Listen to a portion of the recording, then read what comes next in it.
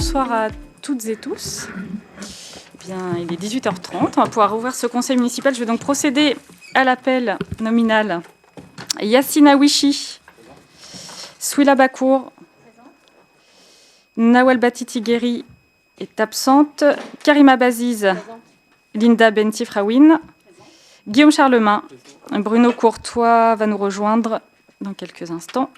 Manuela de Arrojo, Patrick Duboc, Julien Dugnol est excusé, pouvoir donner à Denis Sago, Bernadette Gruel, Erika Basconcello, Nicolas Hulin, François Jurizic, Hélène Caffi, Cécilia Cotane, Taner Cotane, Jean-Luc Langlais, Amandine Lapart, Julie Lesage présente, Bénédicte Mag, Catherine Muller, Ouel Goulat est sur la route, va nous rejoindre. Hélène Pelly est excusée, pouvoir donner à Manuela de Arrojo, Fabrice Raoul, présent. Véronique Rivette, présent. Denis Sago, présent. Cathy Septi présent. Et Prijo Tiercy. Présent. Merci à vous. Donc en secrétaire de séance, je vous propose de désigner Nicolas Hulin. Merci Nicolas. Alors ce soir, on a un petit bug informatique. Si vous en êtes d'accord, je vous propose de faire des votes à main levée, y compris pour les désignations, puisque c'est des représentations de liste. Donc vote à main levée, voilà, comme à l'ancienne. Je vous mets donc à l'adoption lors du jour de la présente réunion. Est-ce qu'il y a des abstentions, des votes contre? Non, c'est donc adopté. Je vous remercie. Alors, des remerciements, nous en avons de la communauté paroissiale de Grand Couronne qui exprime ses remerciements et sa satisfaction pour les travaux réalisés dans les 2 églises situées sur le territoire de la commune. Des remerciements également de plusieurs habitants pour les opérations d'élagage. Merci donc aux agents du service Espace Vert. Et des remerciements du Conservatoire pour le soutien apporté lors de la réalisation du concert de l'Orchestre Symphonique dans le gymnase Hélène Boucher, qui a été transformé en un lieu de concert pour l'occasion, un très beau moment d'ailleurs. Donc merci aux services techniques qui ont œuvré à la préparation de la salle, au transport et à la logistique, au service des espaces verts pour la fourniture des plantes d'agrément qui ont habillé le gymnase, au régisseur de l'avant-scène pour le prêt de matériel, la mise en lumière du plateau et pour son soutien technique. Merci donc à l'ensemble des services municipaux qui ont à un moment ou à un autre, contribuer à ce que ce concert soit une belle réussite. Et puis, en informations diverses, je voulais vous donner une très bonne nouvelle pour l'école Victor Hugo élémentaire, puisqu'après plusieurs échanges avec la directrice académique, elle a finalement décidé de ne pas fermer la classe qui était prévue. Donc ça montre qu'en discutant et en se mobilisant, on peut faire changer les décisions en faveur des enfants et des familles et des enseignants. Donc nous continuerons à nous battre pour cette école, pour qu'elle obtienne le classement en éducation prioritaire. Voilà, merci à toutes et tous. On va donc passer au pôle des ressources administratives avec le débat d'orientation budgétaire et je passe la parole à Guillaume Charlemagne. Bonjour. Bonjour à toutes et à tous. Je sais pas, on m'entend bien? Je m'entends pas. 1, 2, 1, 2. Oui, ça marche. Le rapport d'orientation budgétaire prescrit par le Code général des collectivités territoriales constitue une étape importante et impérative avant l'adoption du budget primitif. Et donc aujourd'hui, il fait objet d'un débat. Juste pour vous rappeler, par rapport à l'annexe que vous avez pu recevoir, la conjoncture économique actuelle, au niveau de l'international, quelques points importants. Le prix du gaz se stabilise, le prix du baril de pétrole a à peu près baissé, environ une baisse légère, une inflation qui a été ralentie légèrement au niveau international et une croissance de la zone euro qui est plutôt modérée. En France, la conjoncture est différente. Nous avons des incertitudes budgétaires et réglementaires qui sont nationales, une situation économique et budgétaire qui est très fragilisée, une dette publique très importante de 117% du PIB, un déficit proche de 6% du PIB, une croissance économique faible, une instabilité politique qui renforce sur le fond l'incertitude entre l'investissement et la confiance des acteurs économiques et une augmentation légère mais importante quand même pour nous des prix à la consommation. Concernant la loi de finances en France, vous aurez également observé de fortes contraintes budgétaires, des pressions politiques multiples, des prévisions de croissance modestes et également une prévision de 12 milliards d'économies sur les dépenses publiques. Tout cela en prévoyant un gel du volume de la masse salariale pour la fonction publique et une baisse de l'enveloppe du fonds vert. Concernant le budget de la commune, une baisse des recettes de 200 000 euros environ, due principalement à une diminution de l'allocation compensatrice de la taxe foncière sur les propriétés bâties. Et on revient au niveau de la commune à une recette qui est équivalente à la période du début de la Covid. Nous connaissons également une baisse des dotations de l'État, une baisse importante, et des dépenses réelles en fonctionnement en 2026 qui évoluent aussi à la baisse, nonobstant la ligne des dépenses constituant les réserves d'environ 2,2 millions d'euros, ce qui permet de retenir un fonds de roulement raisonnable. Nous restons prudents sur les dettes, sur la dette, sur les recettes également. Et le remboursement en capital de la dette creuse notre épargne nette. Concernant la dépense des personnels, le budget consacré au personnel est un enjeu financier qui est stratégique et majeur. Pour 2025, environ 12 millions d'euros est consacré au budget du personnel. Et nous avons dû faire face à des revalorisations, notamment de protection sociale complémentaire, revalorisation de l'IFSE, revalorisation de diverses primes salariales et de régimes indemnitaires nouveaux pour la police municipale. Il faut poursuivre, c'est ce que nous souhaitons faire, la rationalisation du fonctionnement des services. Sur la capacité d'autofinancement, sous l'effet du poids des remboursements en capital, l'épargne nette reste précaire. Les exercices à venir devront s'appuyer sur une maîtrise renforcée des charges de fonctionnement et sur l'identification de nouvelles ressources. Pour l'endettement, le capital à rembourser augmente jusqu'en 2026. En complément, le recours au mécénat se poursuivra. Enfin, les subventions institutionnelles seront mobilisées. L'enveloppe de fonds de concours facile sera attribuée par la métropole Rouen-Normandie, sera réouverte à l'occasion du mandat qui s'ouvre et permettra d'accompagner la réalisation de projets d'investissement locaux.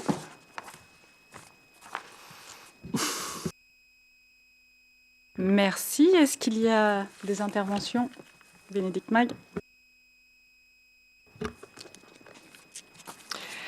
Madame le maire, mesdames, messieurs, nous remercions tout d'abord les services pour la qualité du document qui nous a été transmis en tant que rapport des orientations budgétaires. Mais ce document d'orientation budgétaire doit être un moment de vérité et la réalité aujourd'hui appelle une lecture lucide. La situation budgétaire de la commune présente plusieurs signaux de tension.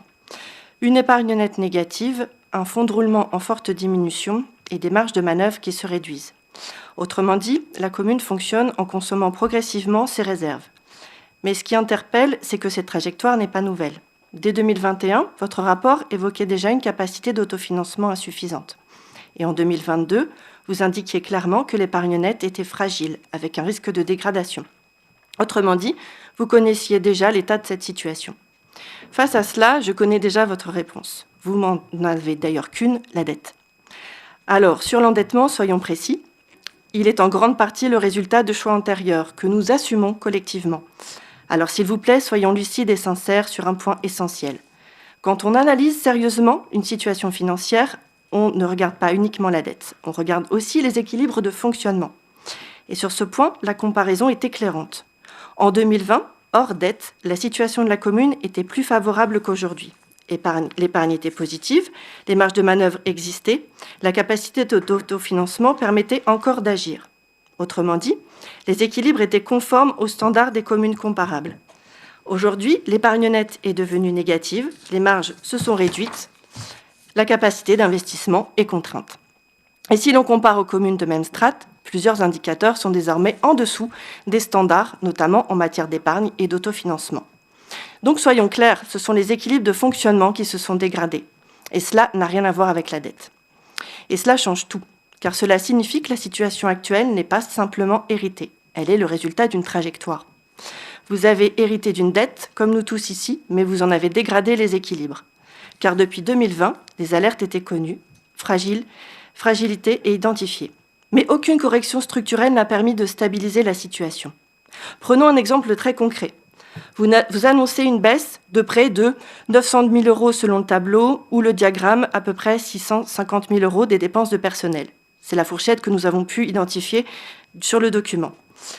Cela pose une question simple. Où se fait réellement l'économie ? Vous dites ce que vous faites, alors dites-nous comment vous allez réduire les charges de personnel de près de 20 postes de catégorie C. Autre point, la lecture de la dette. Vous mettez en avant sa situation. Mais là encore, il faut être précis. Cette baisse est en grande partie mécanique. La commune n'emprunte plus, elle rembourse donc son capital. C'était la stratégie voulue et approuvée dès 2014 par l'équipe en place. Quand on n'emprunte plus, la dette baisse automatiquement. Cela ne signifie pas que la situation s'améliore. On peut réduire sa dette sans améliorer sa situation financière. Et c'est précisément pour cela qu'il manque des éléments essentiels dans ce rapport. La comparaison avec les communes de même strate notamment. Car un budget ne se juge pas uniquement en interne, il se juge aussi en comparaison. La comparaison simple, en 2020, la commune disposait encore d'une épargne positive et de marge de manœuvre. Aujourd'hui, ces marges ont disparu et l'épargne est devenue négative. Si l'on compare aux communes de même strate, le constat est clair. Là où l'épargne nette est habituellement positive, ici elle est négative. Là où l'autofinancement permet d'investir, ici il est insuffisant. Et là où les marges de manœuvre sont stabilisées, elles continuent ici de se réduire. Mais vous aurez l'occasion de nous le dire, Monsieur Charlemagne, pour vous permettre de ne pas répondre à notre question, comparaison n'est pas raison. Admettons. Alors, la vraie question aujourd'hui est simple. Quelle est donc votre trajectoire financière à moyen terme ? Comment reconstituer une épargne positive ? À quel horizon ? Avec quel levier ? Et selon quels indicateurs ? Car ce document annonce les contraintes, mais il ne trace pas clairement le cap. Entre 2020 et aujourd'hui, on ne constate pas d'amélioration, mais une dégradation des équilibres. Un budget ne se juge pas seulement à son équilibre annuel, il se juge sur sa capacité à sécuriser l'avenir. Aujourd'hui, cette situation reste incertaine. Nous vous prions donc de répondre clairement à ces questions d'ici le vote du budget et nous pourrons en faire part aux grands couronnais. Deux autres questions viennent ici se poser dans le cadre de ce débat d'orientation budgétaire. Quel a été le coût du sinistre de l'hôtel de ville pour la collectivité ? En termes de relogement des services, en termes de remplacement du matériel par exemple ? Et quelles sont les conséquences de la fermeture de la piscine que vous annoncez dans le débat d'orientation budgétaire ? Après ces échanges qui pourront paraître très techniques à beaucoup de personnes, il faut revenir à une réalité. Nous traversons aujourd'hui un contexte économique particulièrement difficile, marqué par une hausse continue des coûts du carburant. Chaque jour, faire le plein devient un peu plus lourd, un peu plus préoccupant. Et derrière ces chiffres, il y a des réalités humaines que nous ne pouvons pas ignorer. Au-delà du carburant, c'est bien l'ensemble des coûts de la vie qui augmente, et chaque dépense du quotidien devient une source d'inquiétude. Pour beaucoup de grands couronnais, il ne s'agit pas de faire des choix, mais bien des sacrifices. Ce sont des habitants qui s'inquiètent de savoir comment ils vont pouvoir continuer à aller travailler. Ce sont des familles qui se demandent comment se rendre à leur rendez-vous médical. Ce sont des grands-parents qui hésitent avant de prendre la voiture pour aller voir leurs petits-enfants. Bref, c'est le quotidien qui est directement impacté.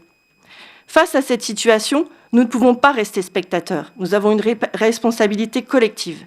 C'est pourquoi nous vous demandons de prendre pleinement la mesure de cette urgence et de proposer dans le cadre du budget un véritable plan d'urgence sociale.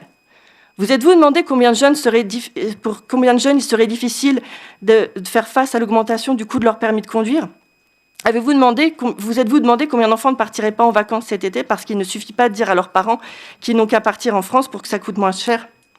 Le plan doit être concret, immédiat et tourné vers celles et ceux qui en ont le plus besoin. Mais oui, si vous voulez des idées, on va vous en donner.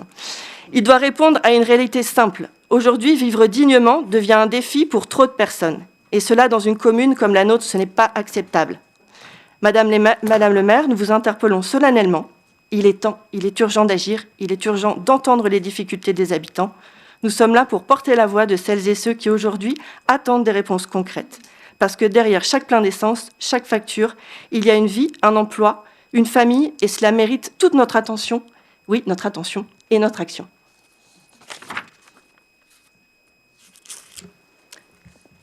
Est-ce qu'il y a d'autres prises de parole ? Cathy ? Merci Madame le maire. Donc, je souhaite porter à l'attention de tous l'importance de la médiation et du travail de proximité, en particulier en lien avec les bailleurs sur les territoires de Grande Couronne, dont le quartier prioritaire de la ville a été élargi lors de la conclusion du dernier contrat de ville. Car derrière les grandes orientations budgétaires, il y a une réalité quotidienne vécue par nos habitants, celle du vivre ensemble dans les quartiers, de la gestion des tensions, de la prévention des conflits et de la qualité du lien entre institutions et citoyens. La médiation est souvent discrète, parfois invisible, mais elle est absolument essentielle. Depuis 6 ans, nous avons permis que des médiateurs, adultes au relais, tissent des liens avec les familles de nos quartiers, que les jeunes soient réunis autour de projets et d'ateliers, qu'un espace de vie sociale puisse prochainement voir le jour et que les quartiers d'été fassent de la place aux familles. Cette politique permet de désamorcer des situations ainsi qu'elles ne se dégradent, de rétablir le dialogue et de recréer la confiance là où celle est fragilisée. Sur notre territoire, le travail repose en grande partie sur la présence humaine de proximité, mais aussi sur le partenariat avec les bailleurs sociaux déterminants. Nous partageons une responsabilité commune, celle d'assurer des conditions de vie dignes, apaisées et respectueuses avec tous les locataires. C'est pourquoi notre orientation budgétaire doit conforter et renforcer les dispositifs de médiation de terrain et de partenariat avec les bailleurs à travers de la TFPB et du GUSP, mais également dans le règlement des situations individuelles plus rapides concernant la salubrité des logements. Il est également essentiel d'impliquer davantage les habitants eux-mêmes. La médiation ne peut être efficace que si elle s'appuie sur la participation citoyenne, sur des habitants relais, sur des dynamiques collectives qui favorisent l'appropriation des règles de vie communes. Je vous propose donc de continuer de faire le choix, dans le cadre de ce débat, du dialogue plutôt que du conflit et de la présence plutôt que de la distance. Je vous remercie. Merci Cathy. Est-ce qu'il y a d'autres prises de parole? Patrick Duboc. Pardon. Donc moi je voudrais intervenir sur le sport. Donc je continuerai sur ce nouveau mandat le travail engagé dans le précédent. Le sport n'est pas seulement une pratique de loisir, c'est un outil puissant de santé publique, de cohésion sociale, d'éducation et d'épanouissement pour toutes les générations. Notre collectivité a épongé ces dernières années des avaries concernant les équipements sportifs laissés à l'abandon pendant trop longtemps. La piscine, la toiture du COSEC, les entretiens intérieurs de la salle de gym, et je ne parle pas de l'anneau cycliste qui reste inutilisable à ce jour.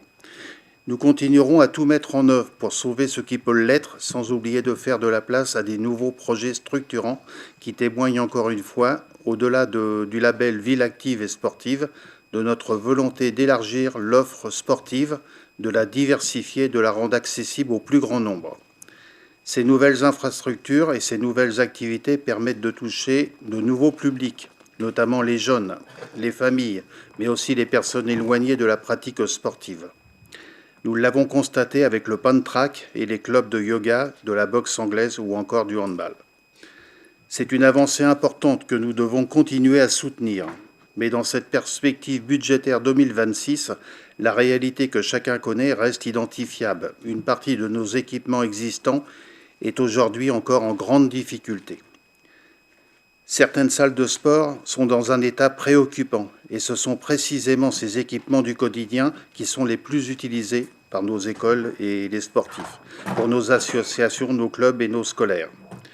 Il ne s'agit donc pas d'opposer le neuf à l'existant, mais de prendre nos responsabilités et celles d'anciennes municipalités en continuant à investir dans les projets nouveaux, ambitieux et visibles, tout en engageant un effort massif et structuré de rénovation et de modernisation de notre patrimoine sportif. Le sport mérite une politique ambitieuse et durable. Il est au cœur de notre projet de territoire. Je vous remercie. Merci Patrick Prigeau-Tiarcy. Merci Madame le maire. Dans la continuité de ce que Patrick vient de dire, j'aimerais poursuivre aussi sur le sport, mais pas que, les associations également. Alors, les orientations sur le budget 2026 ne dérogeront pas au soutien massif que la collectivité apporte aux associations et aux clubs sportifs tous les ans. Nous poursuivrons l'entretien des équipements vieillissants pour maintenir une offre de qualité à nos habitants. La partie la plus visible de l'iceberg reste l'enveloppe dédiée aux associations et aux clubs sportifs qui est entièrement consommée chaque année. Ce budget 2026 permet aux associations de se maintenir, surtout quand elles doivent répondre à des imprévus et que cela permet de ne pas sombrer dans les difficultés financières alors que leur activité profite directement à nos habitants. Je n'envisage donc pas le soutien à ces associations et à ces clubs simplement par la conservation des acquis du passé. Tous les ans, ce sont des habitants qui nous orientent vers de nouveaux besoins. Tous les ans, nous sommes en capacité de re-questionner les attributions disponibles et de faire de la place à de nouveaux acteurs associatifs. Je me réjouis par ailleurs pour cette nouvelle année 2026 de voir inscrit des recettes grâce aux entrées à la piscine qui continuent de progresser depuis la réouverture suite aux travaux de cet équipement. Je finirai par un petit mot, Monsieur Sago, au sujet de l'OMS, puisque vous en avez parlé au Conseil municipal d'installation. J'aimerais vous apporter quand même une petite réponse. Dans un souci de neutralité et de responsabilité, la municipalité a tenté de travailler avec l'OMS dès son installation en juillet 2020. Malheureusement, votre volonté de politiser cette association et l'esprit de revanche qui vous anime aura eu raison de nos relations avec cette association qui n'a de municipal que le nom. Pour finir, il me semble utile de rappeler qu'en dépit du fait que la municipalité souhaite entretenir des relations directes avec les associations sans aucun intermédiaire, bien heureusement pour la ville et ses habitants, la vie associative ne se résume pas à l'OMS. De nouvelles associations s'installent dans notre ville, proposant ainsi de nouvelles activités aux Couronnaises et aux Couronnais, et le nombre d'habitants dans nos clubs ne cesse de croître. Je vais conclure par des chiffres que j'affectionne. Sur le précédent mandat, le nombre de clubs sportifs a augmenté de 33% et le nombre d'adhérents de 24%. Merci. Merci, Prigeau. Est-ce qu'il y a d'autres prises de parole? Manuela. Donc, bonsoir à tous. Donc, les lignes directrices qui vont être vues aujourd'hui ont des orientations très importantes à venir au sein de Grand Couronne. En effet, dans un contexte économique fragile, il est important de poursuivre de manière plus orientée nos actions en lien avec l'insertion, l'emploi et la formation, en utilisant les leviers de notre commune qui s'inscrit dans un territoire où la présence d'un tissu industriel et logistique reste important.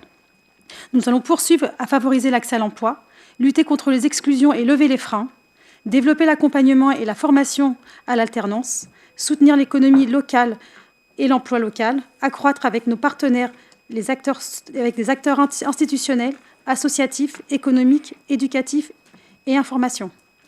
Nous devons poursuivre dans cette dynamique pour tous, pour chaque Grand Couronné. Merci, Manuela. Linda. Bonsoir à toutes et à tous. Donc, le débat d'orientation budgétaire est le moment où nous décidons concrètement des priorités dans notre commune. Donc aujourd'hui, je souhaite attirer particulièrement votre attention sur les solidarités intergénérationnelles et la place des seniors dans notre société. Dans ce contexte, notre orientation budgétaire doit clairement affirmer plusieurs priorités. C'est favoriser le bien-être. Cela passe par le soutien au maintien à domicile, le développement de logements adaptés, l'accès aux soins de proximité, mais aussi la lutte contre l'isolement. Je vois tout cela comme un investissement social, un territoire qui prend soin de ses aînés et un territoire plus solidaire, plus humain et plus attractif pour toutes les générations. Donc je vous invite donc à faire de l'intergénérationnel et de la politique en faveur des seniors, non pas des sujets secondaires, mais des axes forts de notre stratégie budgétaire. Je vous remercie. Merci Linda. Est-ce qu'il y a d'autres prises de parole? Yacine. Merci Madame le maire, bonjour à toutes et à tous. Alors ce débat d'orientation budgétaire intervient dans un contexte exigeant pour notre commune, comme cela nous l'a été rappelé à plusieurs reprises. Les contraintes financières sont réelles et le rapport qui nous a été donné nous le montre avec lucidité. Derrière cet équilibre budgétaire, il y a une réalité, une attente concrète de nos habitants, celle de la sécurité. La sécurité n'est pas un sujet parmi d'autres, elle est une condition essentielle du vivre ensemble et surtout un droit fondamental de nos habitants. Aussi, elle constitue également un facteur déterminant d'attractivité de notre commune et nous continuerons à travailler en ce sens. Notre responsabilité, nos objectifs sont donc clairs. Continuer comme cela a été fait ces dernières années, à œuvrer pour le droit de chaque habitant à vivre sereinement et en sécurité dans sa ville. Il est à souligner que les futures orientations s'inscriront dans la continuité, et je le rappelle une fois de plus, dans un processus d'amélioration continue des actions déjà engagées, à savoir le déploiement de la vidéoprotection qui se poursuivra, les actions pour continuer à sécuriser nos équipements publics, et notamment les écoles, et les moyens consacrés au renfort de nos systèmes d'information, notamment après l'incendie de la mairie que nous avons pu connaître. Ces actions vont donc dans le bon sens, mais doivent désormais s'inscrire dans une stratégie globale, lisible et ambitieuse. En ce sens, nous retiendrons 3 priorités simples et concrètes. Premièrement, le renforcement de la présence humaine, parce qu'aucune technologie ne remplacera jamais le terrain. Aujourd'hui, la sécurité repose sur des femmes, des hommes qui sont engagés, proches de la population et de plus en plus visibles. Pour continuer à le faire, nous conforterons la police municipale et nos équipes d'agents de tranquillité publique. Nous renforcerons cette présence dans les quartiers identifiés et nous continuerons à développer une véritable relation de proximité avec les habitants. La seconde priorité, c'est investir de manière intelligente dans les outils. Parce que la vidéoprotection est un levier utile, mais elle doit se faire avec discernement. Donc déployée dans des zones bien identifiées et avec une exploitation efficace des données. Chaque investissement doit donc être pensé en fonction de son utilité réelle et de son impact concret sur la tranquillité publique.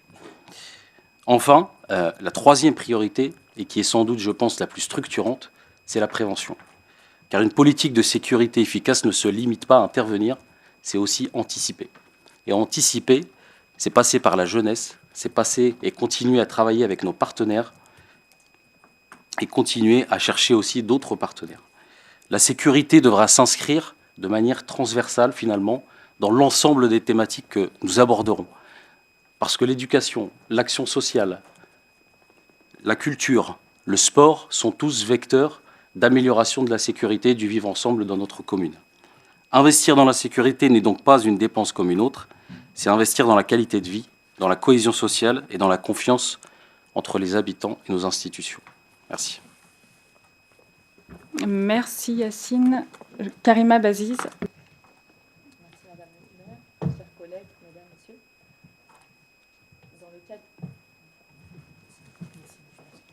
Merci. Dans le cadre du renouvellement de ma mission d'élu, il me paraît essentiel de prendre la parole sur des faits récents qui ne peuvent rester sans réaction. Je souhaite tout d'abord exprimer mon profond mécontentement et dégoût face au déferlement de propos racistes qui a émergé dans l'espace public à la suite de la nomination de certains maires et d'élus. Cette banalisation de la haine, parfois relayée ou tolérée dans certains discours politiques, est inacceptable. Elle heurte les valeurs fondamentales de notre République, fondées sur l'égalité, le respect et la dignité de chacun. Il est de notre responsabilité collective de dénoncer ces dérives, de ne pas les minimiser et de réaffirmer avec force que le racisme n'a pas sa place dans notre société, encore moins dans l'espace public. Dans un second temps, je souhaite partager mon immense fierté et ma profonde joie d'exercer aujourd'hui les fonctions d'élu en charge de l'action sociale. C'est un engagement qui me tient particulièrement à cœur, au service des habitants et des plus vulnérables. La délégation qui m'est confiée couvre plusieurs volets essentiels. L'inclusion, la santé, le handicap, la lutte contre les discriminations entre les femmes et les hommes, mais aussi la signature des domiciliations. Ce dernier point peut sembler à première vue une simple formalité administrative. Pourtant, il représente bien davantage. Signer une domiciliation, c'est permettre à une personne d'avoir une adresse et donc d'exister administrativement. C'est lui donner la possibilité d'ouvrir ses droits, d'accéder à un accompagnement digne et de s'inscrire à nouveau dans un parcours d'insertion. Avoir une adresse n'est pas qu'un symbole. Avoir une adresse, c'est exister. C'est retrouver une place dans la cité, une reconnaissance, une dignité. En être représentante dans notre commune est un honneur, mais aussi une responsabilité que j'aborde avec sérieux, détermination et humanité. Je m'engage à œuvrer au quotidien pour une société plus juste, plus inclusive et plus solidaire. L'action sociale dans notre commune est et doit être avant tout une histoire de cœur, de solidarité et d'attention portée à chacun. Elle fait vivre au quotidien des valeurs profondément humaines. Écouter, accompagner, soutenir et ne laisser personne de côté. Derrière chaque action, il y a une volonté sincère de créer du lien et de faire grandir une communauté plus unie et bienveillante. Quel type d'élu voulons-nous être? Celui qui est côte à côte ou celui qui est face à face? Je vous laisserai choisir pour vous-même. Parce que la solidarité se construit ensemble et elle se préserve. Je m'engage à en être pleinement garante, avec conviction, écoute et engagement. Je veillerai à ce que chacun trouve sa place, se sent soutenu et respecté. Cela sera au cœur de mon action. Merci pour votre écoute. Merci Karima. Alors, avant de redonner la main et s'il y a d'autres prises de parole, je voudrais rebondir sur les propos de Karima en termes de solidarité, puisqu'on m'a posé la question, il n'y a pas très longtemps finalement, du lien entre les indemnités des élus et les actions de solidarité qu'il pourrait avoir, et notamment une question à savoir qu'est-ce que l'opposition n'a pas compris sur le montant des indemnités. Alors, au risque de me répéter, et pardon pour ceux qui ont déjà compris, l'enveloppe globale des indemnités, elle n'a pas augmenté. Elle a même été diminuée, puisqu'elle est passée, rappelez-vous, je vous l'ai dit, de 231% en 2020 et même en 2014, lorsque vous étiez aux responsabilités, à 222% aujourd'hui de l'indice brut. Donc si on fait la soustraction, vous comprendrez très vite que cette enveloppe, elle a diminué. Alors, je dirais quel est le lien avec les actions de solidarité ? Parce que ce serait quand même malhonnête de votre part de faire croire le contraire, n'est-ce pas, Monsieur Sago ?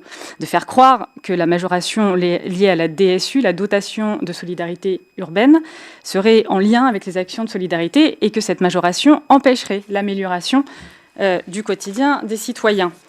Vous proposez, 6 ans trop tard, le plan d'urgence sociale, parce que depuis 2020, nous avons défini des priorités pour répondre aux besoins des publics les plus fragilisés. Tout est mis en place pour lutter contre les inégalités, et Karima le rappelait, et pour réagir face à l'urgence sociale.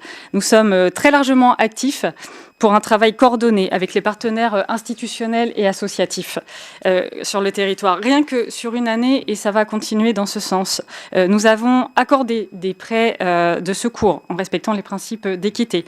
Nous avons poursuivi le soutien dans la lutte contre les violences faites aux femmes.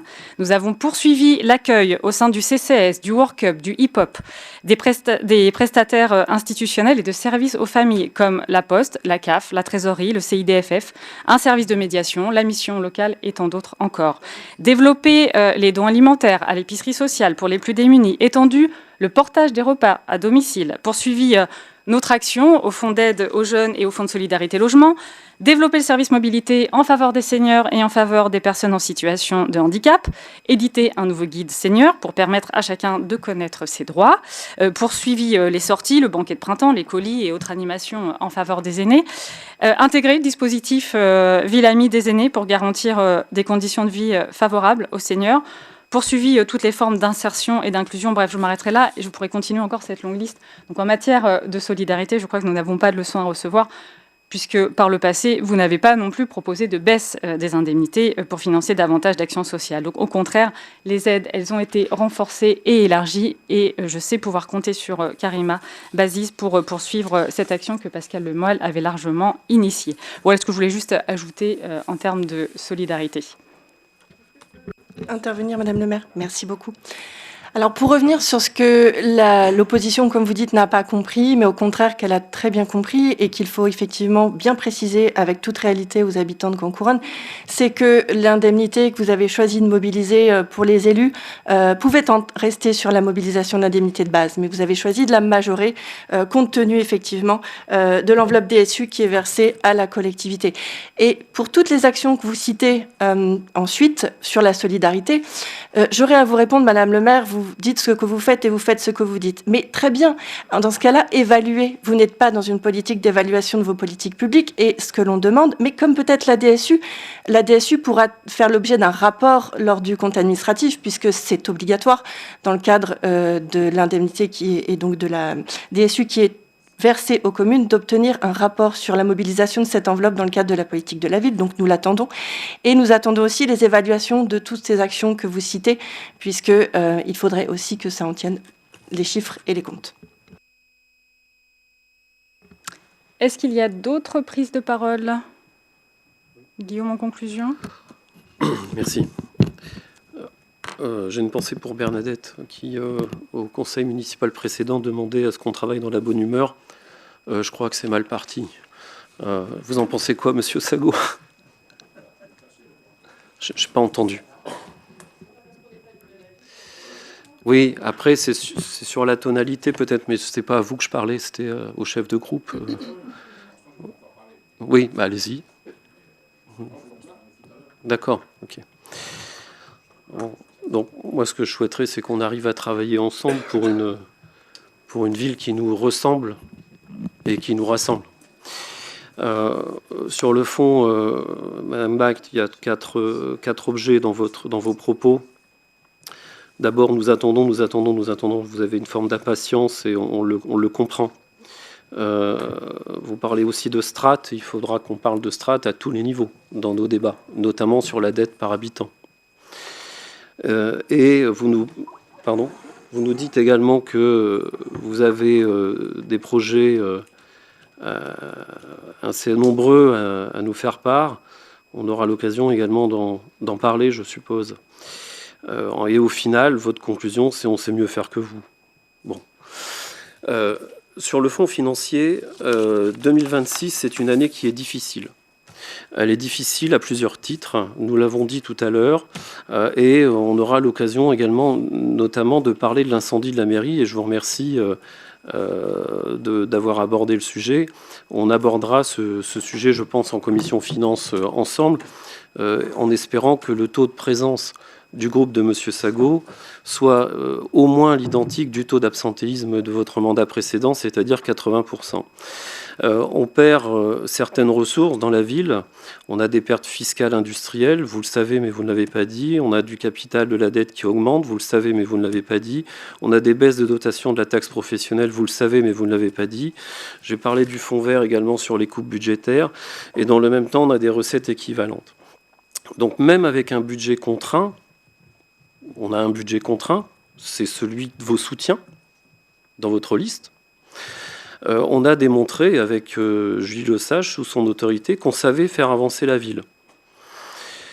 Même si la transition électorale du budget a été préparée sérieusement, on a un maintien des services publics avec un mandat qui a été très compliqué en termes de services, de problèmes de santé, de problèmes également une conjoncture économique.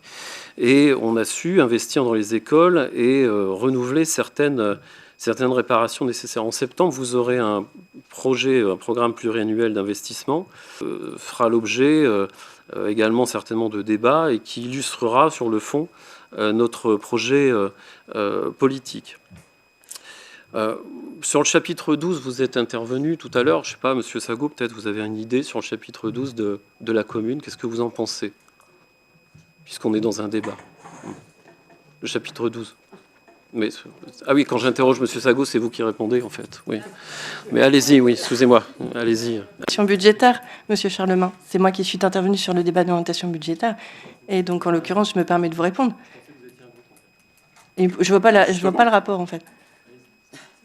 Je vois pas le rapport. Ah, vous me questionnez sur le chapitre 12 ?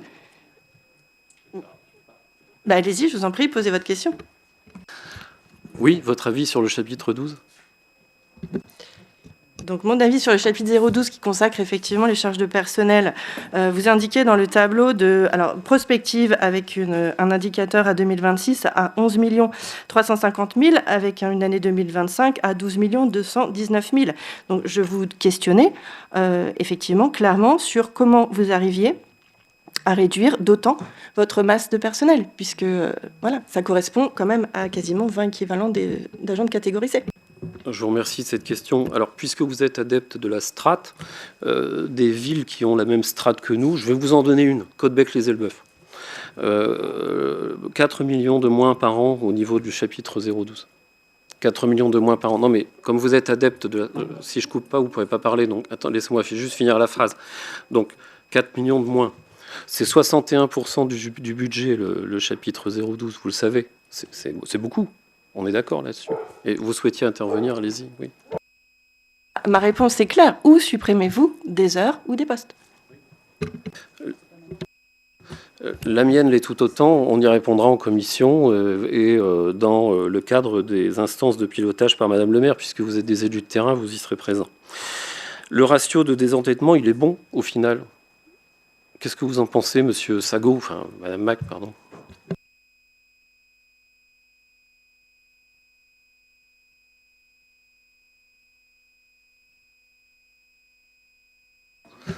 Très bien. Donc j'interroge les membres du groupe. D'accord. La parole, je comprends. Alors, puisqu'on doit faire la commission finance maintenant, faisons-la, si vous le souhaitez. Mais du coup, sur le désendettement, si vous le trouvez juste et bon, eh bien, effectivement, ce n'est qu'un désendettement mécanique avec un remboursement automatique de la dette annuelle. Est-ce que je trouve qu'il est bon? Non, il n'est jamais assez bon par rapport à la situation financière dans laquelle on est aujourd'hui, avec une capacité d'épargne nette qui reste négative. En l'occurrence, lorsqu'on ne sait pas réduire son endettement ni le renégocier, il suffit aussi de faire des efforts sur les charges de fonctionnement. Monsieur Charlemagne, vous le savez bien. Merci. Est-ce que vous pensez que notre fonds de roulement est plutôt bon? Non. En 2005, il était à 1,5 million. En 2006, 2,4 millions. En 2007, 1,6 million. En 2008, 1,9 million. En 2009, 2,2 millions. Donc, si vous voulez commencer à nous donner des leçons, j'entends. Qui était au pouvoir à la commune en 2005, 2006, 2007, 2008, 2009?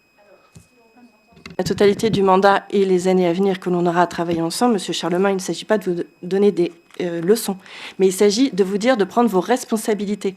Les responsabilités d'il y a 20 ans, elles ont été prises, et le budget d'il y a 20 ans ne répondait pas aux obligations d'aujourd'hui et de la réalité concrète auxquelles font face les grands couronnais. Mais il y a tout à fait à comparer, mais comparons effectivement sur le mandat qui vient de s'écouler auquel vous étiez. Et le fonds de roulement s'est nettement dégradé. Vous êtes actuellement en fonds de roulement négatif. Après, c'est une préoccupation sur laquelle on vous alerte, et il sera de votre responsabilité de prendre les mesures qui vous incombent pour réduire ce fonds de roulement, sinon de toute façon, les capacités d'autofinancement de la ville se dégraderont.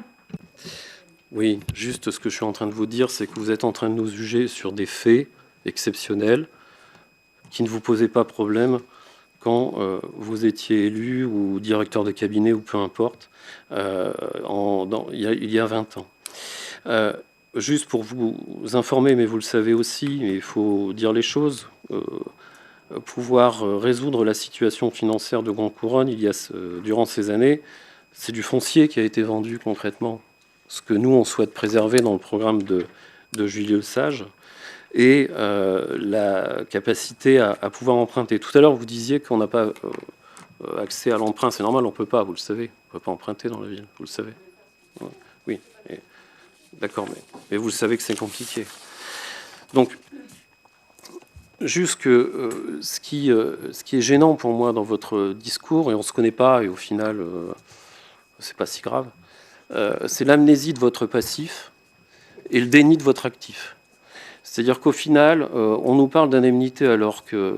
Enfin, je ne sais pas, Mme Bacour, elle était à combien votre indemnité d'élu en 2017 1 400 €, c'est ça 1 400 € par mois, c'est ça? Que vous avez bien préparé votre séance aujourd'hui. Vous êtes en capacité de pouvoir y répondre. Écoutez, moi, je ne rentrerai pas dans ce débat. En tout cas, moi, ce que j'observe aujourd'hui, vous voyez, j'ai pas de notes, j'ai pas préparé, mais en tout cas, je m'exprime avec beaucoup de sincérité. Je pense qu'aujourd'hui, il faut que tout le monde comprenne que l'opposition, elle n'est pas accessoire, que le principe d'un débat démocratique fait qu'on est en droit de s'exprimer. C'est sûr que ce qu'on va vous rappeler pendant 6 ans, eh ben, vous n'allez pas le recevoir avec un grand enthousiasme, je suis désolée de vous le dire, mais je pense qu'on peut quand même se respecter et en tout cas accepter. On est dans un débat, donc forcément on ne sera pas d'accord, Monsieur Charlemagne, mais on peut se respecter. Donc moi, j'encourage, j'espère que, en tout cas, Bernadette a raison et qu'on va pouvoir travailler, mais arrêtez vous faites preuve d'une très grande susceptibilité. Vous prenez tout comme une attaque personnelle. On parle de politique. Donc effectivement, si autour de cette table, on n'est pas en capacité de s'écouter, eh ben, à un moment donné, l'opposition fait partie, c'est une composante essentielle. D'accord? Donc moi, je vous appelle quand même à un moment donné, c'est notre premier conseil municipal, de faire preuve un peu d'intelligence collective et de travailler. En tout cas, on est là pour s'écouter. Donc si vous n'êtes pas d'accord, Monsieur Charlemagne, c'est vous qui nous attaquez, c'est pas nous. Voilà, vous vous adressez... Non mais attendez, moi alors je vais parler de finances, je vais interpeller vos camarades. Non mais respectez-nous, s'il vous plaît. Voilà, maintenant je vous le demande et arrêtez de nous mépriser. Alors, je vous remercie de votre intervention. Moi, je n'ai pas la prétention d'être élu maire de Grand Couronne. Sur vos indemnités, c'est votre groupe. Non, mais ça ne marchera pas tant que je n'ai pas terminé, en fait. Donc, c'est-à-dire que moi, je n'ai pas la prétention d'être maire de Grand Couronne. J'interroge ceux qui ont la prétention d'être maire de Grand Couronne également. Sur l'indemnité, non, mais je vous réponds. Après, on coupera le micro puisqu'on est dans un débat. Donc, Sur l'indemnité, j'ai pas de problème avec l'indemnité. Là, vous coupez la parole pour le coup. C'est ça un débat pour vous? C'est ça un débat pour vous de couper la parole? Bon. Donc, bon, écoutez, très bien. Très bien. Mais la question des indemnités, c'est bien vous qui êtes venu sur cette question-là au conseil municipal précédent. On est d'accord? Bien. Donc la question que je vous pose, c'est quelle était votre indemnité en 2017? La question que je vous pose, c'est quelle est... Très bien. Pas de problème. Bon, j'espère vous voir. Ah, ou pas. Bon, en tout cas, je vois que... Je n'ai pas à dire ce que vous avez. Très bien. Bah, écoutez, ça tombe bien, on est dans un conseil municipal. Ça tombe bien, on est dans un conseil municipal. Je te laisse ou j'y vais? J'y vais? Oui, on a compris. Oui, oui. Donc, moi, sur les conseils que vous proposez, on les prend. Mais sur le fond, dans votre feu projet, c'est pas sérieux. Il n'y avait pas de volet finance dans votre projet municipal. Et puis, de nous dire qu'on va demander des fonds à côté ou des fonds à droite ou des fonds métropolitains pour créer une piste de motocross au Boutière, si vous voulez. Mais je parle du financement, là. Je parle pas du lieu. Non, mais juste termine. C'est-à-dire que, oui, ça vous irrite, mais ça va durer 6 ans. Donc, mais alors, donc, est-ce que vous pouvez laisser est-ce qu'on M. peut me laisser Charlemagne terminer? Vous interviendrez après, si vous souhaitez. Vous paraissez agacé, vous aurez un temps de parole. Donc, non? Bon, bah écoutez, ça se voit pas. Donc voilà, l'idée c'est quelles étaient vos sources de financement, puisque vous dites de manière solennelle qu'on est en difficulté financière, parce qu'on est d'accord avec vous. Hein. C'était quoi votre source de financement pour votre projet? Alors juste effectivement, s'il faut clore cet échange assez houleux, Monsieur Charlemagne, je vous signifierai que nous ne sommes plus dans la campagne électorale et que, comme vous l'avez à juste titre souligné, nous n'avons pas remporté ces élections, mais je dirais juste que obtenir que 1800 voix sur 6800 électeurs, c'est-à-dire 5000 personnes qui n'ont pas voté pour soi, pousse à l'humilité quand même et à respecter l'ensemble de la composition de ce conseil municipal. Et si on peut y arriver, ce sera très bien. Je vous remercie de votre intervention. C'était l'objet même de ma première phrase. Une ville qui nous ressemble et qui nous rassemble. Ici, on est dans une ville qui nous ressemble et qui nous rassemble. Donc c'était tout à fait l'objet de ma première phrase. Donc est-ce qu'on embraye ces 6 ou 7 années d'une manière plutôt apaisée dans l'échange? J'ai pas le sentiment que c'est l'introduction que dont vous avez fait part. Et juste ce que je veux vous dire, c'est en une phrase, c'est que si vous allez là-dessus, on ira aussi. Donc, non, mais voilà. Donc, et je pense qu'en effet, je rejoins votre collègue Madame Bacour. Je pense qu'il ne faut pas aller là-dessus. Je pense qu'à un moment donné, il faut qu'on arrive à travailler ensemble. C'est compliqué. Ça a été appelé des vœux de Bernadette. C'est appelé des vœux de Madame Bacour. Moi, je suis tout à fait d'accord avec vous. Voilà, je pense qu'il faut qu'on arrive à travailler dans un climat apaisé. Sinon, là, je suis désolé, il y aura une réponse. Donc, vous nous comparez le nombre de voix. Ok, c'est vous qui avez perdu un siège, hein, pas nous. Hein. Donc, si vous voulez, à un moment, il faut aussi voir les choses en face. C'est tout. Donc, vous intervenez, on vous répond. Il n'y a pas d'agressivité. Il y a tout simplement une volonté de travailler avec vous. Alors peut-être qu'il y a une tension, oui, d'accord. Mais la tension, elle est amenée par qui à la base? Je ne sais pas, d'accord. Bon, en tout cas, je pense que c'est vous. Et vous pensez que c'est moi. Chacun a son avis là-dessus. Donc, je rappelle les vœux de Bernadette sur la bonne humeur, même s'il y a des situations tendues et des désaccords, ça ne pose aucun problème. Peut-être que parfois, dans ce que vous publiez ou de ce que vous dites, il faut peut-être être clair par rapport à souligner une vraie vérité plutôt que votre vérité. Je vous remercie. Je voudrais simplement rajouter, Monsieur Charlemagne, c'est que partager des projets communs dans l'intérêt des habitants, ça, effectivement, on les partage.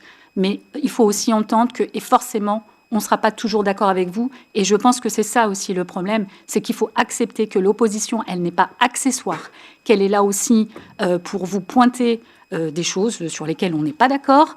Vous demandez une évaluation, vous demandez des statistiques, vous demandez des bilans. Et ça, il faudra l'accepter et arrêter de nous mépriser dès qu'effectivement, on vous demande des comptes parce que vous êtes en responsabilité et ce n'est pas nous. Donc, effectivement, on va jouer ce rôle-là, mais ça n'empêchera pas qu'on portera, effectivement, pour l'intérêt et dans l'intérêt des habitants. Si vous faites des belles choses, on vous le dira. Mais en tout cas, aujourd'hui, on conteste certaines choses, on demande des réponses, et il faut arrêter de faire preuve de grande susceptibilité dès qu'on vous interroge. Voilà, et je terminerai pour ça, et j'espère que vous avez pu m'entendre de toute... Voilà, donc oui, je suis effectivement un peu remontée, parce qu'en fin de compte, vous nous catégorisez, et ça, c'est pas du tout dans nos intentions. On ne vient pas avec une liste d'ambitions et de promesses à partager au conseil municipal, donc on vous demande simplement de nous écouter. De toute façon, comme vous le dites, on n'est que 6, monsieur Charlemagne, d'accord? Donc effectivement, on ne fera pas grand-chose. On ne va pas pouvoir vous bousculer énormément. Je vous rassure. Alors, je ne suis pas inquiet et on ne cherche pas de conflit. Juste quand même vous dire, parce qu'on se parle quand même de temps en temps quand on est en dehors du conseil municipal, et donc on s'entend même très bien quand on se parle, il faut le dire aussi. C'est déjà pas mal.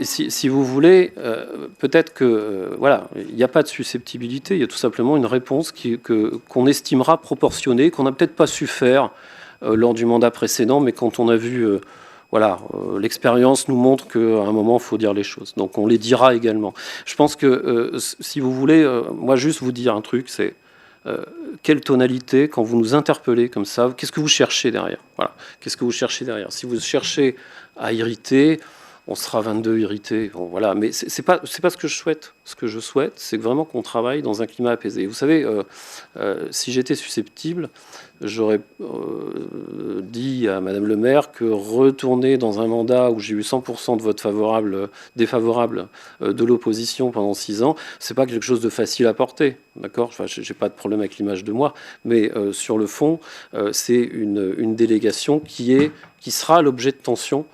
Et je le savais dès le départ, il y a 6 ans, et ça fait partie. Voilà, mais juste vous dire, si vous dépassez une limite qu'on estimera, on dépassera également la limite. Et c'est pas ce que je souhaite, je le redis, ce n'est pas ce que je souhaite. Mais on ira, j'irai. Voilà, je vous le dis. Oui. Oui, je trouve que... je vais vous répondre, mais ça va être redondant parce que je l'ai déjà dit à plusieurs reprises. Moi, ce qui m'inquiète, c'est que vous ne prenez pas le recul de ce que vous dites. C'est-à-dire qu'au final, vous estimez que vous pouvez dire tout ce que vous voulez et que nous, on n'a pas le droit de vous répondre. On vous répondra. Voilà, c'est tout. Merci. J'avais une prise de parole de Karima Bazi, si on peut s'écouter. En fait, je me dis que à la lecture de ce que je vous ai adressé tout à l'heure, moi, j'ai vu des débats houleux, des choses très compliquées pour certains élus. Et aujourd'hui, je me dis qu'il y a certaines personnes que je connais très bien autour de cette table. On parle d'opposition, mais je pense qu'on a aussi des valeurs communes, il y a un socle commun, et c'est très, très regrettable. J'ai l'impression que c'est des extrêmes qui sont face à face. Non, absolument pas. Et je crois qu'en fait, les couronnés, on leur doit absolument pas ça, en fait. Ils en ont eu ras-le-bol cette dernière année, honnêtement. Je pense que tout le monde, vous parlez tous avec des couronnés, on dit, c'est horrible ce qu'on vit, en fait, à Grand Couronne. Et même des personnes extérieures à Grand Couronne, ils me disaient, mais c'est quoi cette ville? C'est quoi ces oppositions, les uns les autres? Je ne pointe personne. Mais je pense qu'aujourd'hui, on peut revenir aussi à l'apaisement. On a des projets. Alors maintenant, qu'il y ait une opposition, du mécontentement, des nouveaux projets, je l'entends. Maintenant, c'est la manière de se le dire. Il y a des commissions. Il y a des commissions pour éviter certaines choses, pour revoir des projets ou pas. Mais aujourd'hui, moi, je ne veux absolument pas vivre ce qu'on a vécu la dernière année avec des non-dits, des accusations, même limite... on va rester là sur des accusations. Je trouve ça irrespectueux pour les couronnés. Donc aujourd'hui, pouvoir s'écouter, pouvoir proposer des nouveaux projets, oui, mais pas au-delà en fait. Je pense qu'on ne va pas accepter aussi toute cette tension. Je pense qu'on doit vraiment aux couronnés de l'apaisement. Merci. Merci Karima. Et pour ajouter sur cette question du respect auquel je suis évidemment attachée, au regard du manque de considération aussi que vous manifestez à l'égard de notre équipe et des propos que vous tenez sur nos actions, sur nos méthodes, je m'interroge sur le manque de respect. Quand vous dites que je mens aux couronnés, ça aussi c'est du manque de respect. Je ne parle pas de vous, Madame Mag, je parle de Monsieur Sago. Dire que je mens aux couronnés, si ça c'est pas un manque de respect, eh ben, qu'est-ce que c'est? Alors...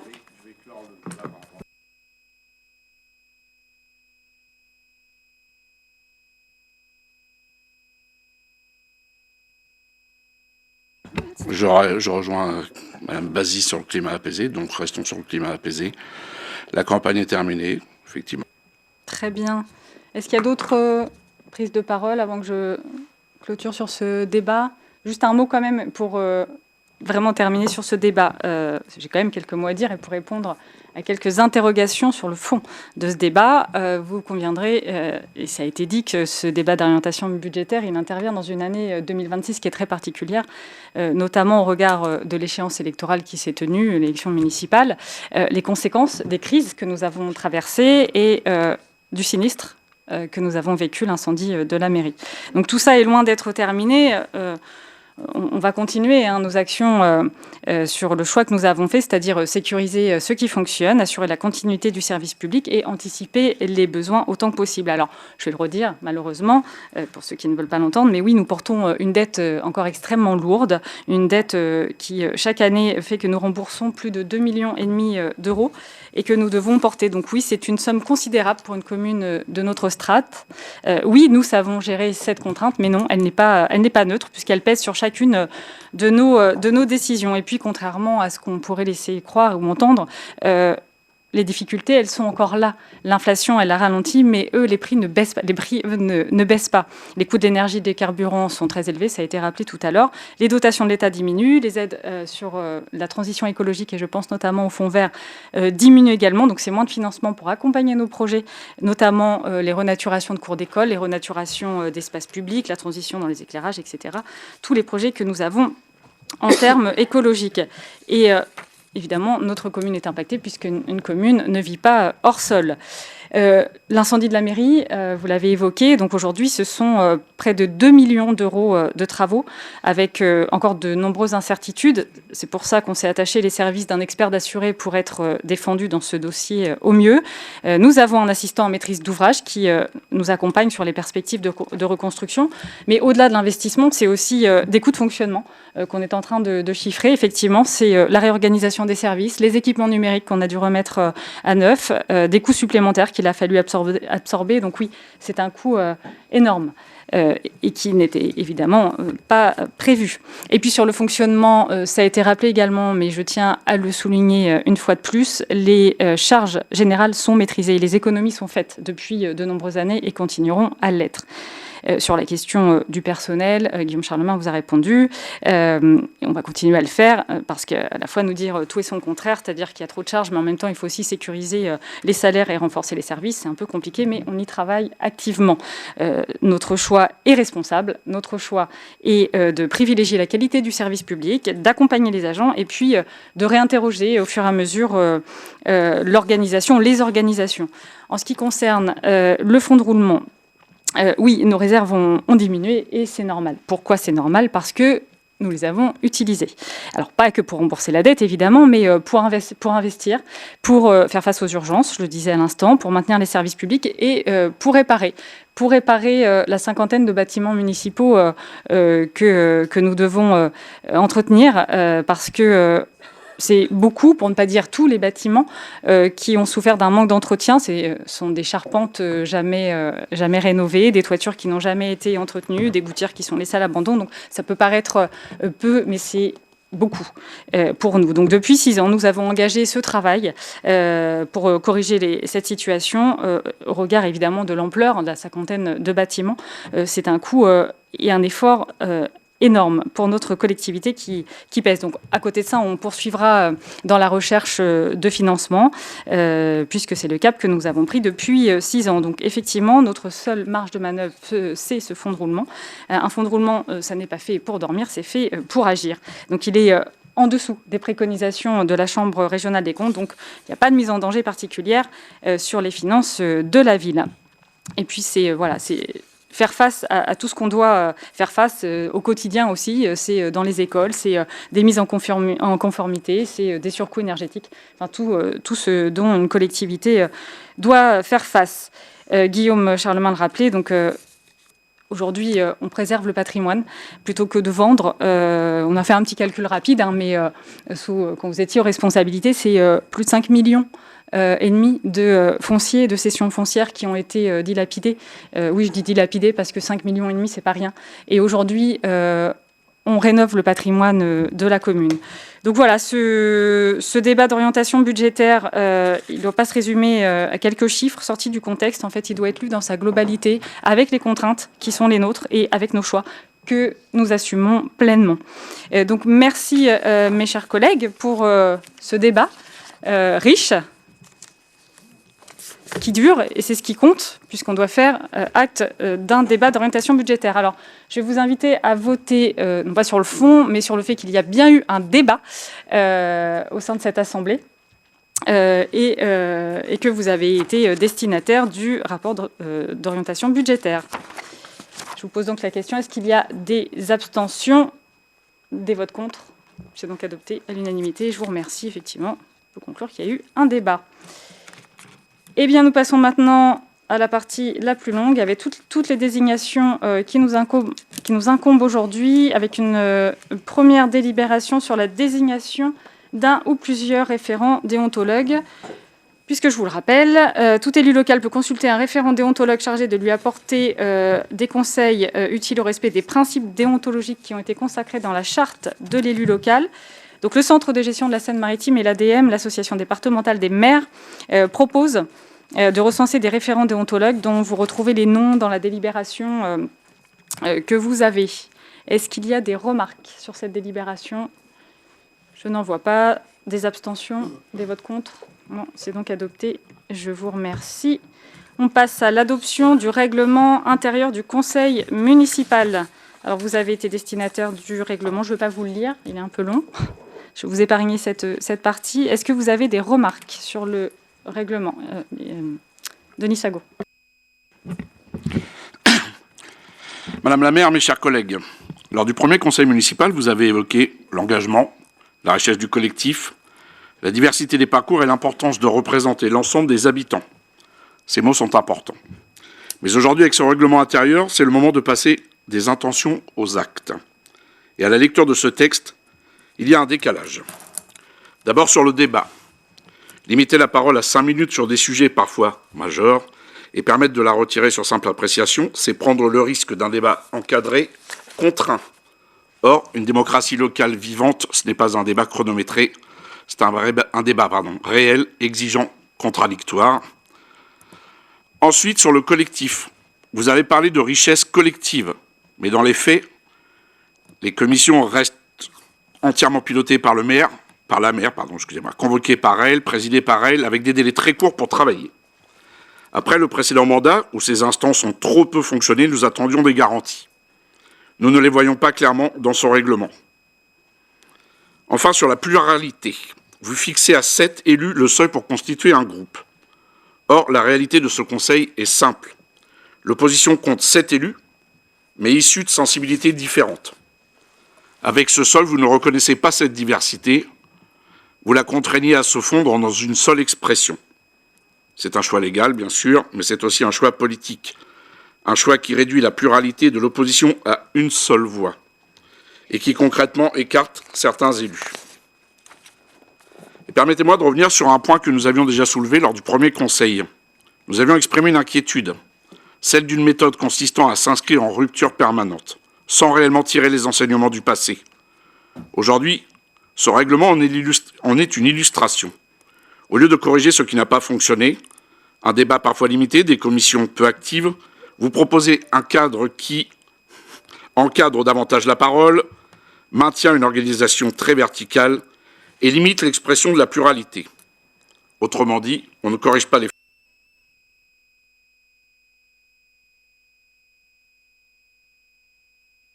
simple.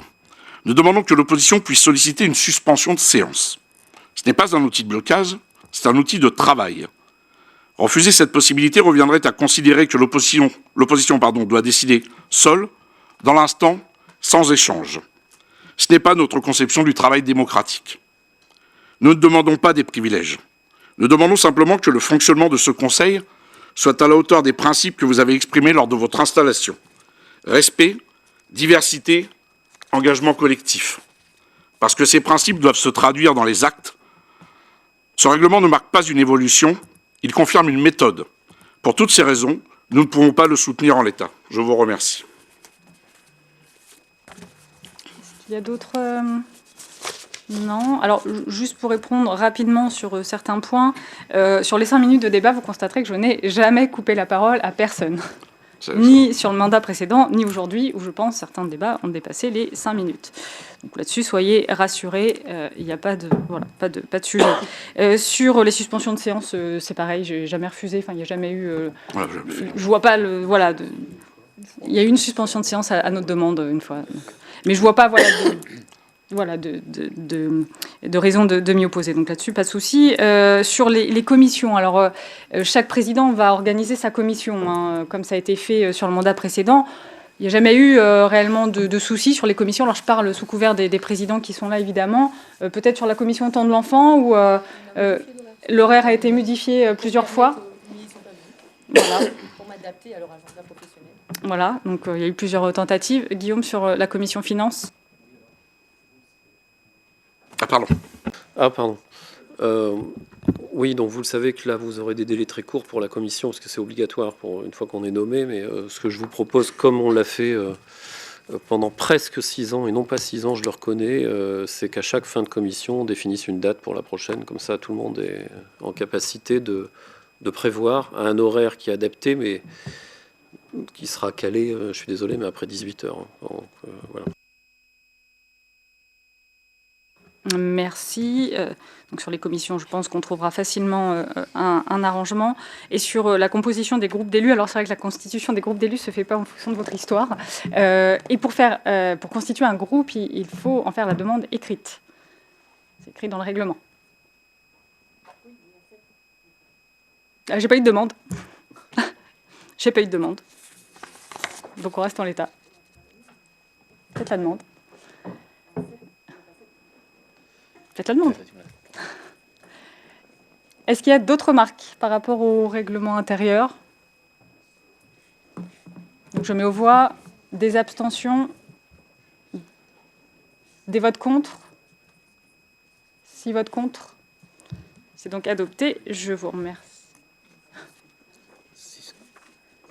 Hop. On passe donc aux délégations du conseil municipal au maire. Donc là, c'est une délibération qui n'a pas été modifiée par rapport au mandat précédent, puisque là, il s'agit d'éviter de convoquer le conseil municipal pour des sujets qui sont liés à des libérations, comme par exemple des demandes de subventions, enfin de recettes, des adhésions à des conventions. Voilà, c'est pour gagner du temps. Et donc on est sur le même format que sur le mandat précédent. Est-ce qu'il y a des remarques sur cette délibération? Je me vois donc des abstentions. Des votes contre, c'est donc adopté. Je vous remercie. On passe à la création de 4 commissions municipales et leur désignation parmi les conseillers municipaux. Alors, il faut que je retrouve mes notes.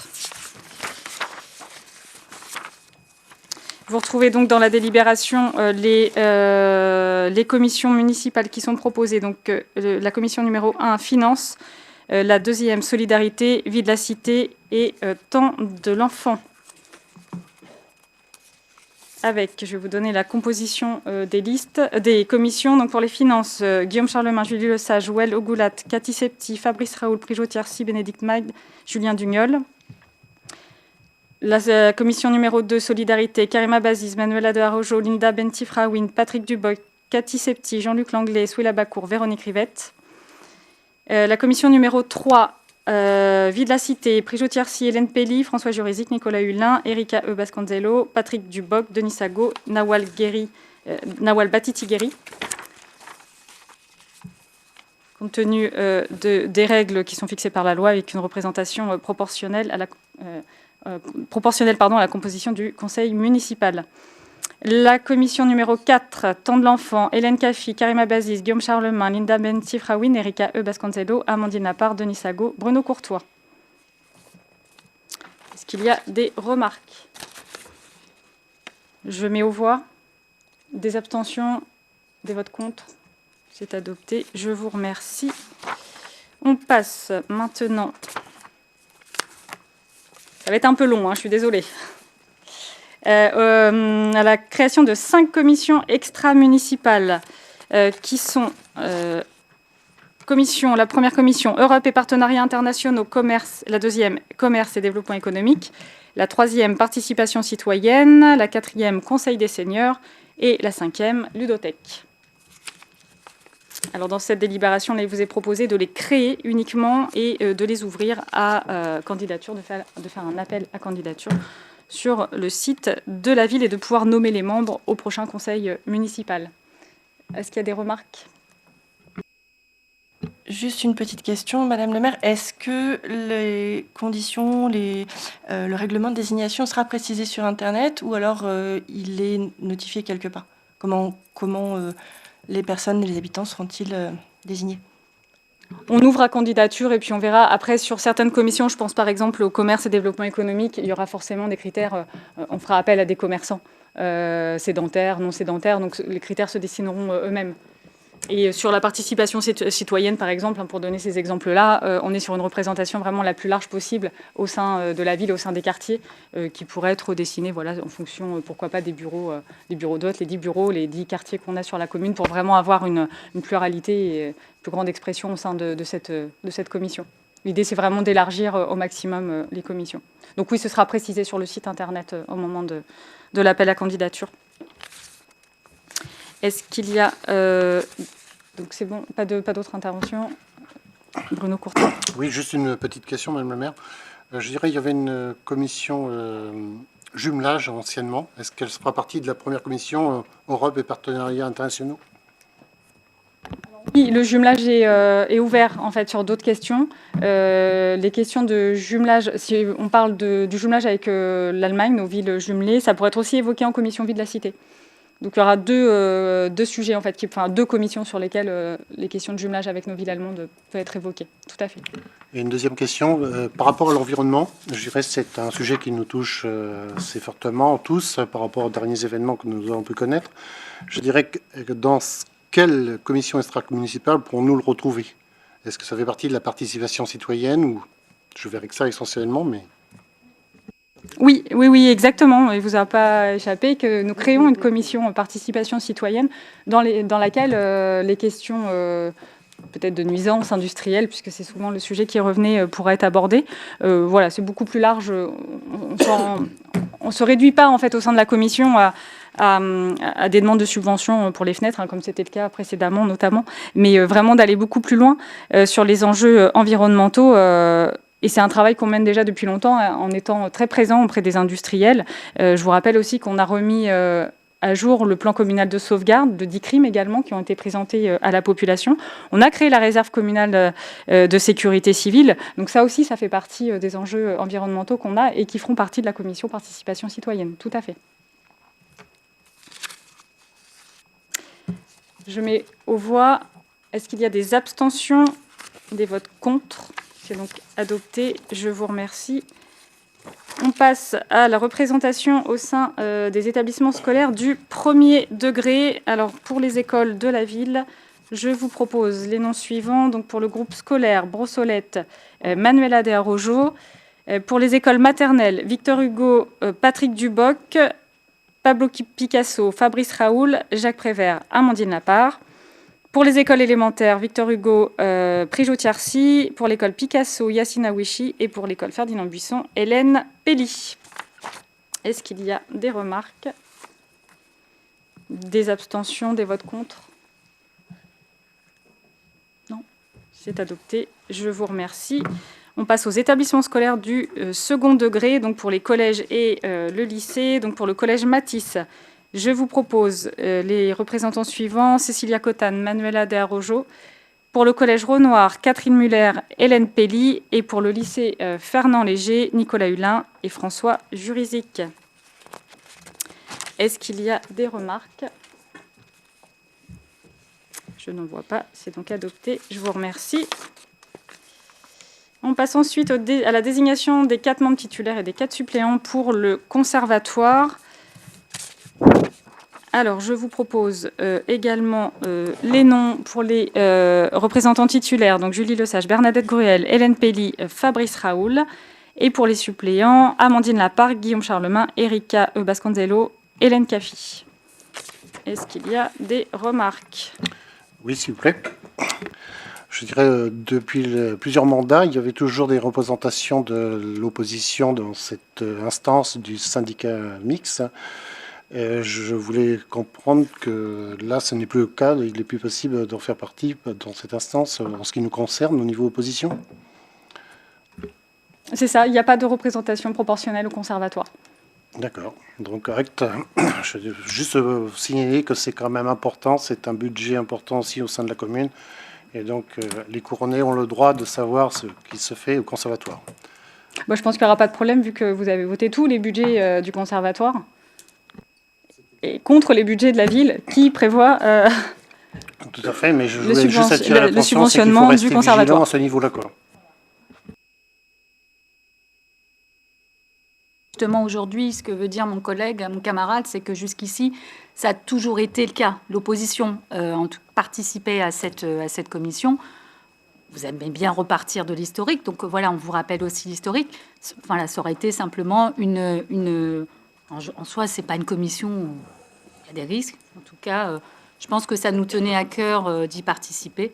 Ça reste votre choix. Il est complètement légal. On ne peut pas le dénoncer, mais en tout cas, voilà, on voulait quand même partager.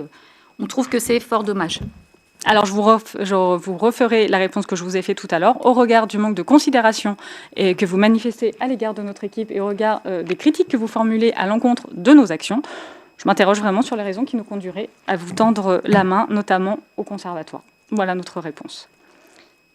Est-ce qu'il y a des abstentions, des votes contre? C'est donc adopté. Je vous remercie. Le conservatoire sera ravi. Désignation des membres pour le syndicat intercommunal de restauration. Donc, il y a un syndicat intercommunal, je ne l'ai pas précisé tout à l'heure pour le conservatoire, mais qui lie nos communes de Grand Couronne et de Petit Couronne. Donc, même question pour le CIVU. Je vous propose en titulaire Taner Kotan, Hélène Kafi, et pour les suppléants Linda Bentifraouen et Prijo Tiersi. Est-ce qu'il y a des remarques? Même motif que mon collègue précédemment. Un élu de l'opposition aurait été aussi le bienvenu. Non, il n'y en avait pas. Bon. Il n'y en avait pas l'année dernière, enfin sur le mandat précédent. Non, mais... Faut tenter sa chance. Tout à fait. C'est perdu. Des abstentions? Des votes contre? C'est donc adopté. Je vous remercie. On passe au CCAS avec la fixation du nombre de représentants pour le CCAS. Donc le CCAS, vous le savez, est un établissement public autonome, donc qui est administré par un conseil d'administration qui doit être renouvelé après chaque élection municipale. Donc ce conseil d'administration, il est composé à parité d'élus municipaux et de représentants de la société civile dans une proportion comprise entre 8 membres et 16 membres. Donc il vous est proposé ce soir de fixer à 12 le nombre de membres au CCAS et de recevoir les listes des candidatures donc, qui figurent parmi les associations de personnes âgées et retraitées, de personnes handicapées, d'associations œuvrant dans le secteur de l'insertion et de la lutte contre l'exclusion et l'UNAF, l'Union départementale des associations familiales. Est-ce qu'il y a des remarques pour le CCAS? Je n'en vois pas. Je mets donc aux voix. Des abstentions? Des votes contre? C'est donc adopté. Je vous remercie. On passe à la désignation des représentants pour la commission d'appel d'offres. Alors, pour la CAO, la commission d'appel d'offres, je vais vous donner les noms. Alors, en membres titulaires, je vous ai proposé donc Julie Lesage, Guillaume Charlemagne, Fabrice Raoul, Erika Basconcello, Véronique Rivette. Et en suppléant, Patrick Duboc, Cathy Septi, Nicolas Hulin, Prijo Tiersi et Bénédicte Mag. Des remarques? Des abstentions? Des votes contre? C'est donc adopté. Je vous remercie. On passe à la commission communale pour l'accessibilité aux personnes handicapées. Donc c'est une instance consultative qui est composée d'élus de la commune, de services municipaux, des associations de personnes handicapées et de commerçants. Donc, il vous est proposé d'approuver par cette délibération la création de cette commission communale pour l'accessibilité aux personnes handicapées et de lancer l'appel à candidature pour les membres associatifs, les commerçants et les différents représentants. Est-ce qu'il y a des remarques? Des abstentions, des votes contre? C'est donc adopté. Je vous remercie. On passe à la désignation des membres pour la commission de contrôle des listes électorales. Donc là aussi, c'est une représentation qui est prévue par la loi. Donc 3 listes ont obtenu respectivement 22 sièges au conseil municipal, 6 et 1 siège. Donc la commission est composée de 3 conseillers appartenant à la liste ayant obtenu le plus grand nombre de sièges, un conseiller appartenant à la 2e liste et un conseiller appartenant à la 3e liste. Il vous est donc proposé... Alors...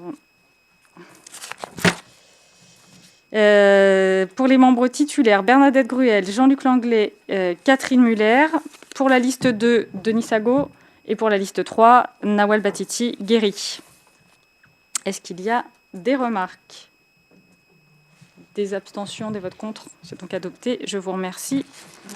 On passe à la représentation pour le conseil d'administration de l'IME, avec des membres titulaires, 2 représentants en plus du maire. Je vous propose donc Erika E. Bascanzello et Karima Baziz pour l'IME. Est-ce qu'il y a des remarques?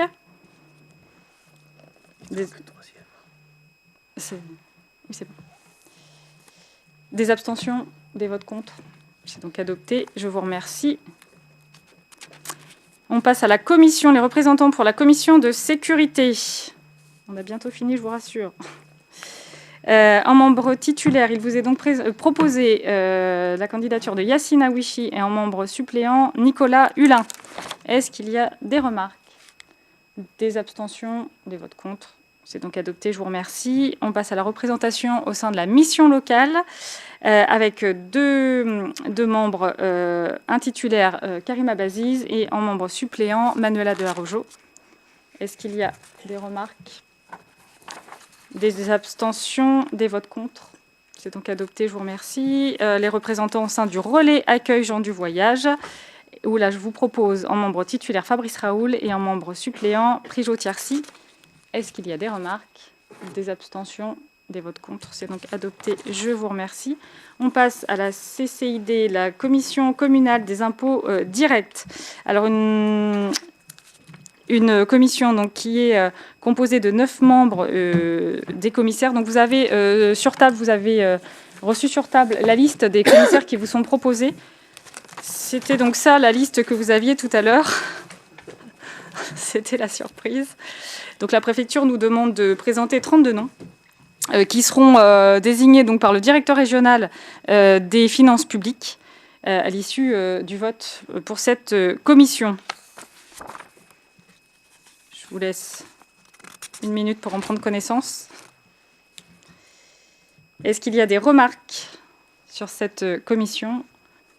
Des abstentions, des votes contre? C'est donc adopté. Je vous remercie. On passe à la CLET, la commission locale d'évaluation des charges transférées, où il nous faut un représentant titulaire et un suppléant.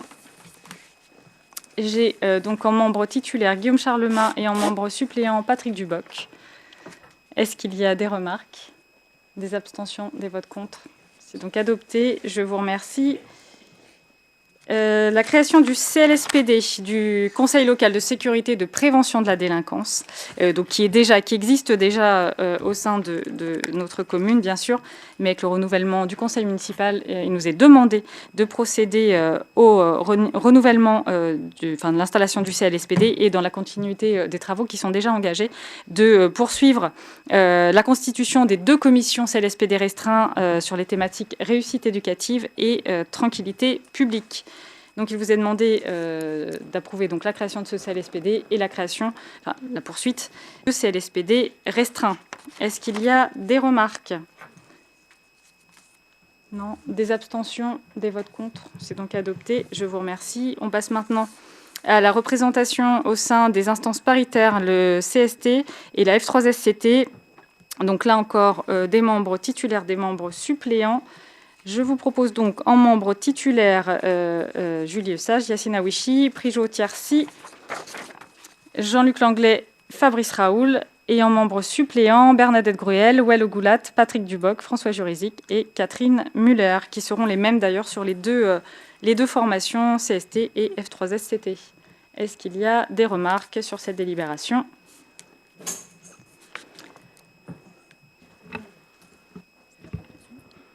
N'y apparaissant pas, bien évidemment. Je ne sais pas quoi dire. Donc c'était 5 et 5. Aucun membre de l'opposition. Vous en avez parlé dans votre bureau, si je ne m'abuse.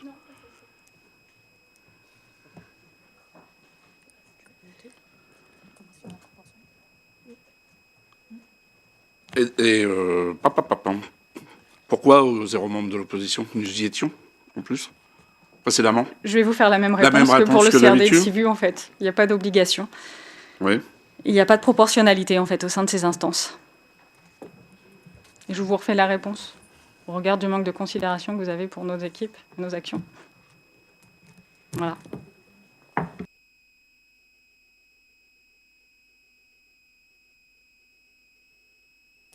Est-ce qu'il y a des abstentions, des votes contre?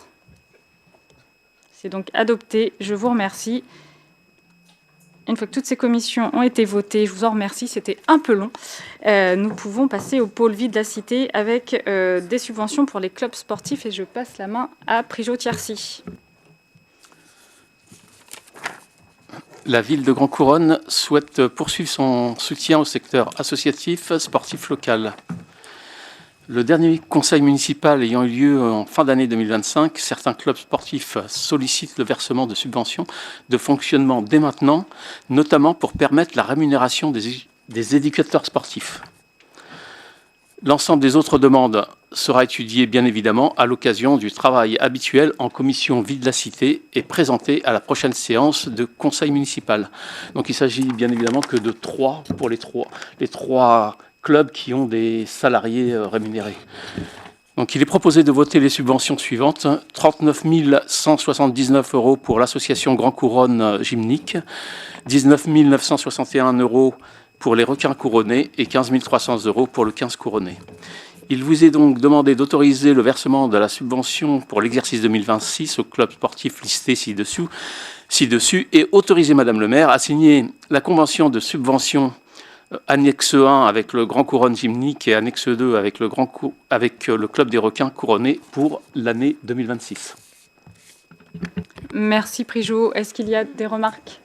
Très bref, on note quelques petites différences par rapport aux années précédentes. C'est dû au nombre d'adhérents uniquement. Pardon. Alors, pour rappel, je ne vais pas refaire expliquer à nouveau comment fonctionnent les subventions, mais en fait, le calcul, on a un fichier Excel, on ne sait pas au doigt levé, vous constaterez que c'est à l'euro près. Donc, ce qui est rentré, c'est la somme globale pour toutes les associations sportives. Ensuite, en fonction de chaque club, association, donc les données qui nous sont communiquées sont rentrées donc, selon les critères, tant de jeunes, tant de couronnés, tant de non couronnés, tant de... etc., etc. Et voilà ce qui nous donne le résultat ci-dessous. Effectivement, si un club a énormément progressé par rapport à un autre, ça fera une différence, ça peut faire une différence. Merci Prigeau. Est-ce qu'il y a donc des abstentions, des votes contre? C'est donc adopté. Je vous remercie. C'était la dernière délibération pour ce conseil municipal. Merci au public d'être venu nombreux ce soir. Merci à vous. Et je vous souhaite une bonne soirée. Merci.